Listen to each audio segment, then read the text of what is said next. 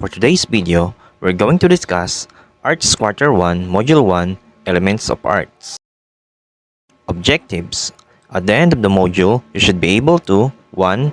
Identify the different elements of arts present in the various art movements. 2. Appreciate the different elements of arts. And 3. Create your own artwork by applying the principle of design in the elements of arts based on the example of arts.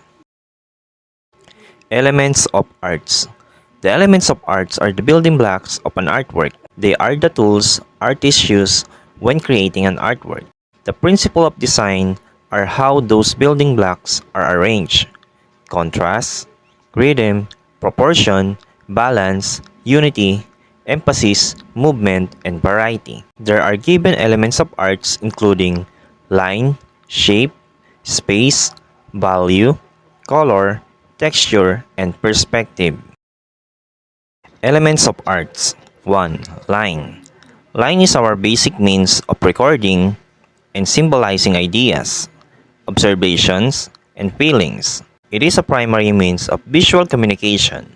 Lines always have direction. They are always active. Difference between lines.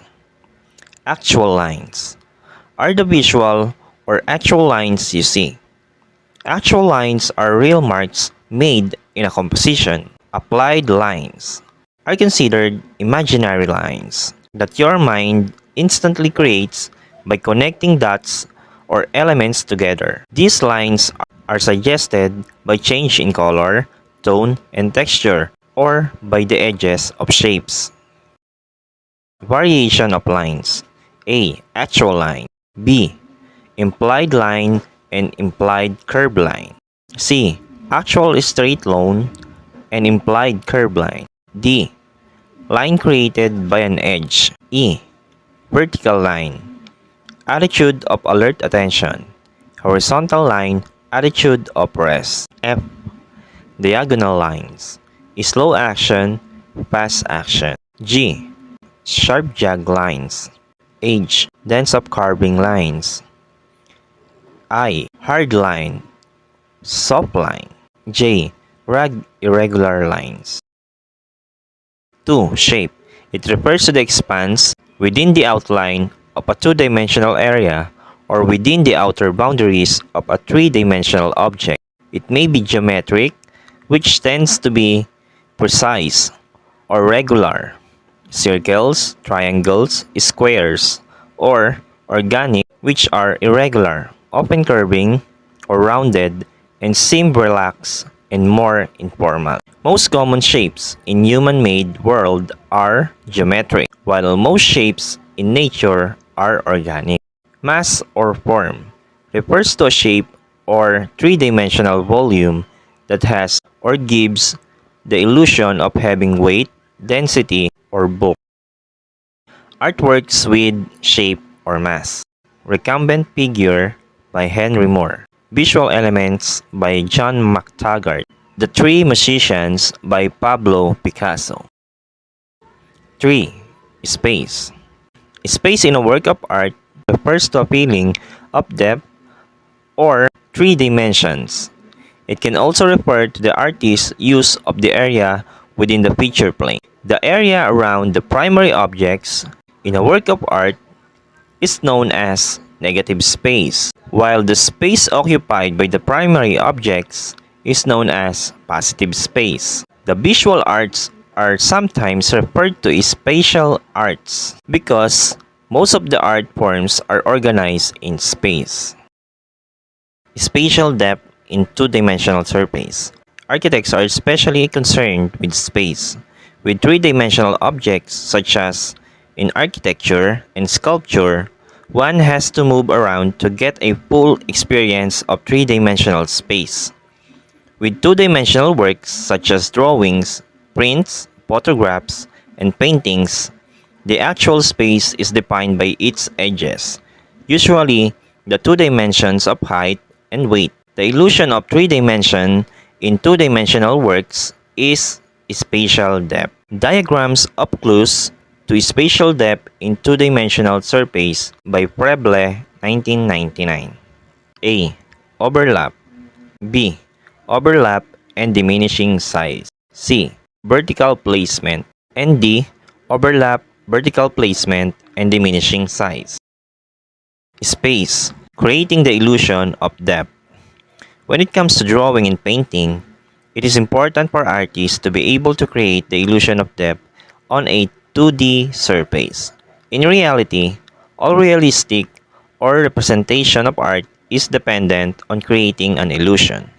There are few tricks that can be used to create the illusion of space on 2D surface. 1. Linear perspective.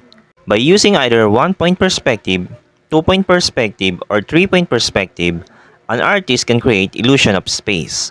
Linear perspective is a drawing method that uses lines to draw objects in space. 2. Overlapping. When one object is positioned in front of another object, part of the object behind it may be blocked from view. 3.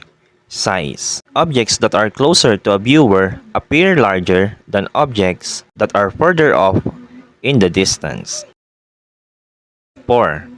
Placement on the surface. Generally, objects that are positioned lower on the picture plane will appear closer than objects that are positioned higher on the picture plane. 5. Color and value. Objects that are closer to a viewer appear darker in value and warmer in color. Objects that are further away appear lighter in value and cooler in color. 6. Shading is the process of adding value to create the illusion of form, space, and most importantly, light in a drawing. Number 4. Value. It refers to the lightness and darkness of surfaces. It ranges from white to various grays to black. It can be a property of color or an element-independent color. Chiaroscuro is the use of gradations of light and shade, in which the forms are revealed by the subtle shifting from light to dark areas.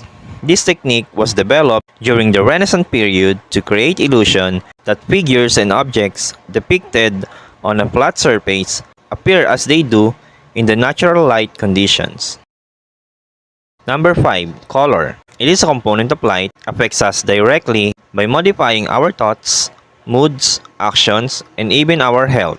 Color exists only in light, but light itself seems colorless to the human eyes.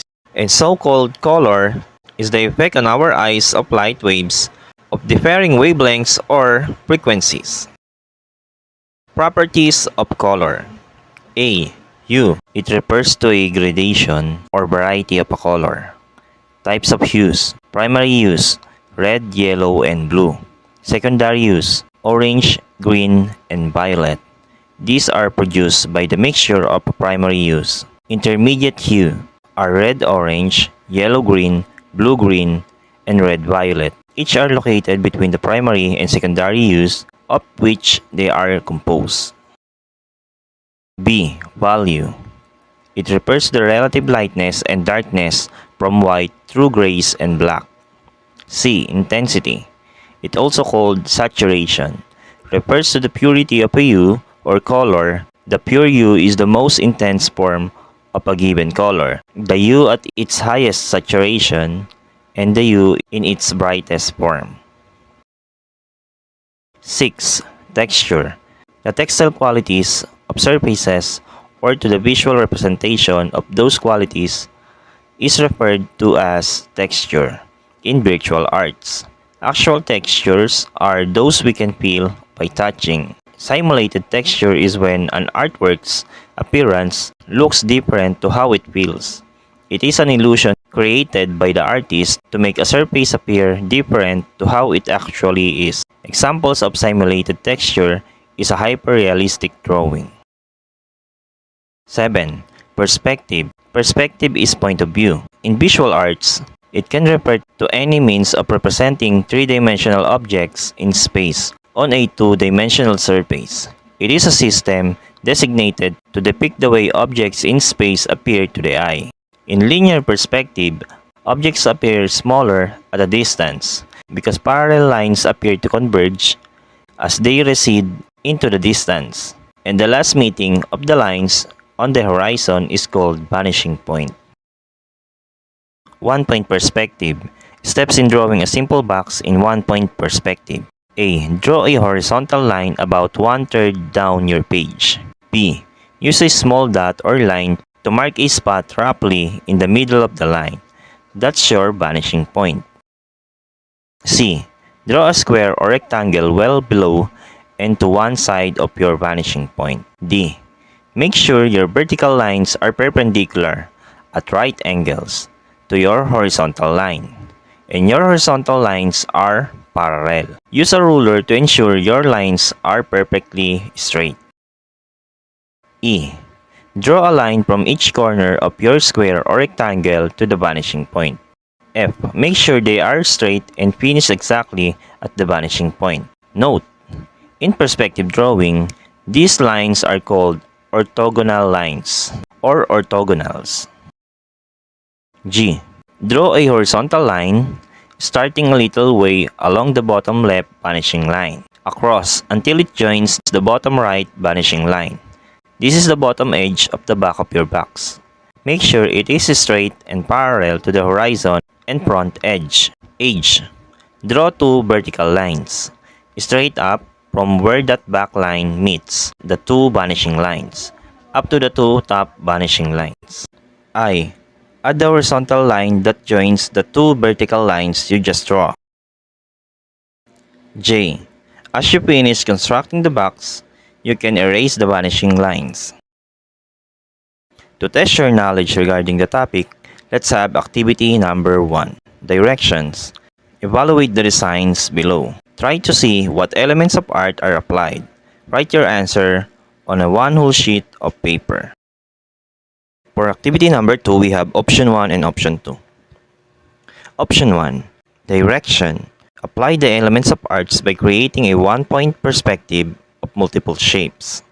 Apply the steps in creating a one-point perspective drawing. Materials: Oslo paper, ruler, triangle rule, pencil, mechanical pencil, eraser, and sign pen. For one-point perspective, we have a rubric to rate your work. Option 2. Direction. Perform an artwork that exhibits the elements of arts. Materials: Oslo paper, color pastel, crayons, watercolor, acrylic paint, or any paint available. Steps: A. Think of something beautiful and useful artwork to make your life more meaningful. B. Apply the different elements of arts that you have learned. C. Do this on Oslo paper. You may use crayons, color pastel, watercolor, acrylic paint, or any available resources that you have. D. Write your reflection on a sheet of paper. To rate your work, we have rubric for option 2. I hope you liked the video. Thank you for listening.